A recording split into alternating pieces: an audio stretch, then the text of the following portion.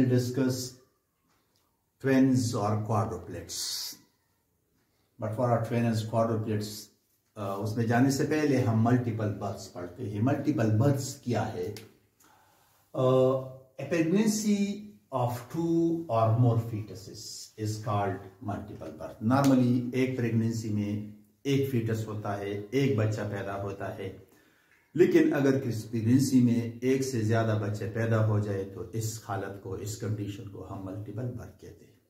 Multiple birth twins की सूरत में हो सकता है, ट्रिपलेट की सूरत में हो सकता है, क्वाड्रुपलेट की सूरत में हो सकता है। इन्हें 2 बच्चे एक ही वक्त में पैदा हो सकते हैं, 3 हो सकते हैं, 4 हो सकते हैं, मेनी मोर हो सकते हैं। कलेक्टिवली जनरली हम उसको मल्टीपल बर्थ कहते हैं। स्पेसिफिकली हर एक के लिए अपनी टर्मिनोलॉजी है।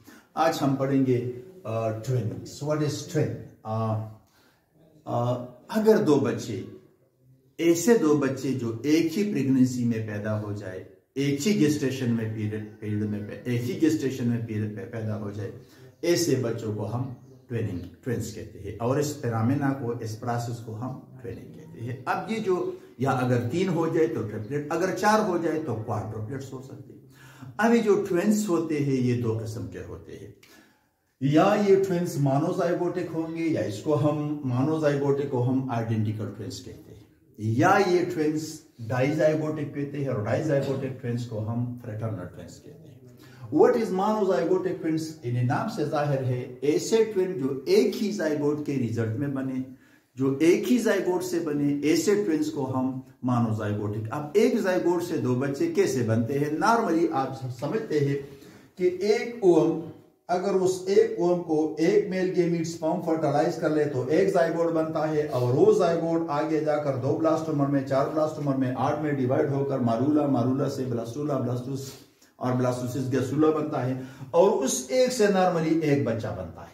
This is normal process. लेकिन कभी कभार ऐसा होता है कि एक ही ओवम को एक ही मेल गेमीट या स्पर्म फर्टिलाइज करके एक जाइगोट बनता है, और वो जाइगोट आगे जाकर जब 2 ब्लास्टोमर में या 4 ब्लास्टोमर में डिवाइड होता है तो वो ब्लास्टोमर, 2 ब्लास्टोमर एक दूसरे से अलग हो जाते हैं, और हर ब्लास्टोमर आगे जाकर वो से एक फीटस या एक बच्चा बनता है। तो ऐसे बच्चे जो एक ही जाइगोट से बने, ऐसे बच्चे एक ही जाइगोट से, इनका ओरिजिन तो एक जाइगोट से था, लेकिन आगे जाकर 2 ब्लास्टोमर में डिवाइड हो गए और दोनों ब्लास्टोमर एक दूसरे से अलग हो गए, और हर ब्लास्टोमर से बच्चा बना है। तो ये दोनों बच्चे एक ही प्रेगनेंसी में बनेंगे, और ऐसे बच्चे क्या कहलाते हैं? मोनोजाइगोटिक या आइडेंटिकल ट्विंस। अब इन बच्चों के कैरेक्टरिस्टिक्स क्या है? ये बच्चे हमेशा सेम सेक्स के होंगे।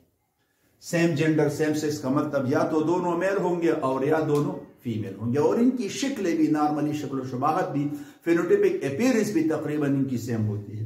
दूसरा ये है कि ये ऐसे बच्चों का प्लेसेंटा हमेशा एक होता है, यानी ये एक ही प्लेसेंटा के जरिए से मदर के साथ अटैच होते हैं, तो they normally share the same placenta.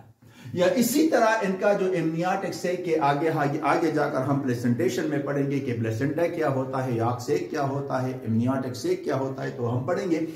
इनका